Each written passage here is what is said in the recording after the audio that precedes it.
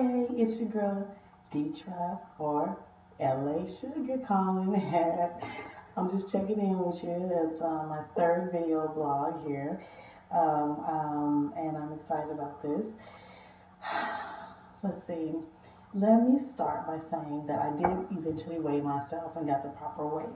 So last week I weighed 186.8. I know I said before that I weighed about 175. I wasn't sure, but I went and bought a scale and I was like, oh my gosh, shocked to find out I weighed 188 pounds.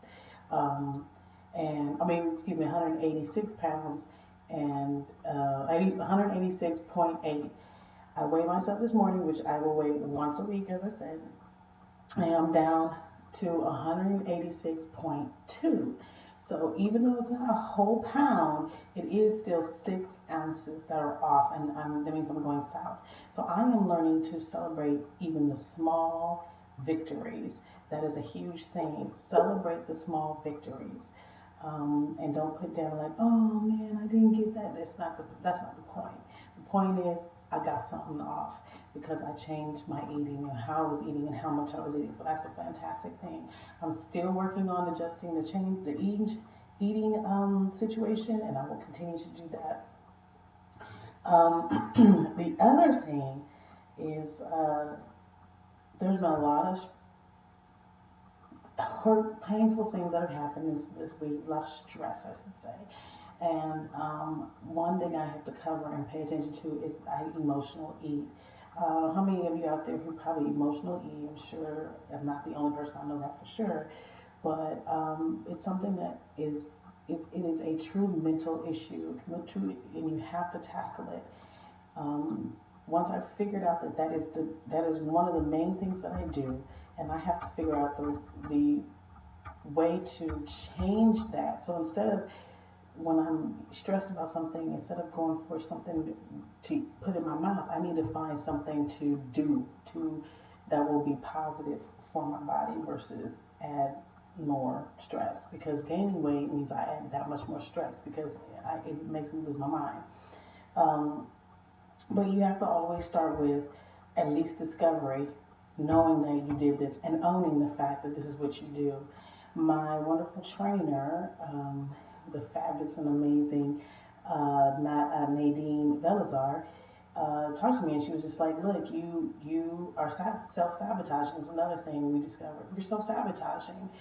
For you to all of a sudden decide that you have to eat something um, because you're stressed out, and for you to be taking on other people's issues causing you to stress out is something you've got to make an adjustment to. You cannot do that. You've got to change that behavior. So there's a lot of behavior things that I have to make adjustments to, and knowing that this is what you're doing, I'm self-sabotaging. I didn't even thought about it that way. I'm going south and I look a certain way, and all of a sudden I self-sabotage myself by eating because I'm stressed out about somebody else's situation. That it makes no sense. It's not even beneficial to that person or beneficial to me.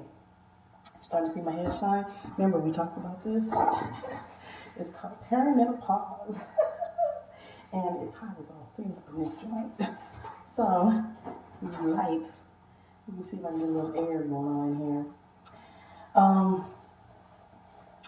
Let's see. What else is going on with me?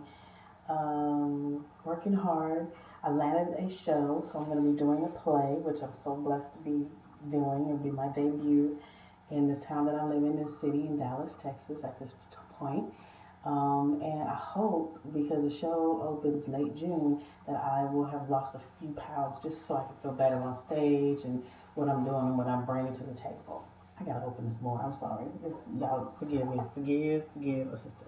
But these are all things that I'm talking about as far as having perimenopausal. And my cousin, it was so funny because he saw me and I was outside with him. This is a sidebar. But I was outside with him and he said, and I was fanning. I'm just fanning. And he's like, what you fanning for? The wind is blowing. Why you hot? Why you sweating? It's all, the wind is blowing. It's like, 50 degrees. I said, it doesn't matter. 50 degrees. I said, babe, I am perimenopausal and I just sweat out of nowhere. He goes, so you heat up and then you just start sweating? I was like, yeah. And I said, wait till your wife is doing this, because his wife, she's young, but she'll do it. Um, and he was like, oh, I said, so get ready. I said, what you should be glad is that I don't have an attitude. I don't have a bad attitude. I just sweat. This is what's going on. I sweat. I get hot. I sweat. My body just heats up and it's OV. So it's interesting. Each person has a different way that their body operates. I can't sleep in clothes at night. It's too hot no matter what. For me, I it is beginning summer here. It's like I'm just dripping. Like you see this, and did you see anything on? I was fine, and now the hot lights don't take long. Um, and I'm in Dallas, and it's gonna be humid, and everyone's warning me. They're like, "Oh, get ready, because it's gonna be ugly, and if you're not used to it, it's gonna be ugly." Well, where I came from, Mississippi, it was hot and humid there as well. But this is gonna be, now that I have the perimenopause situation, it's gonna be that much worse. And I'm gonna put y'all on hold for 1 second while I get something.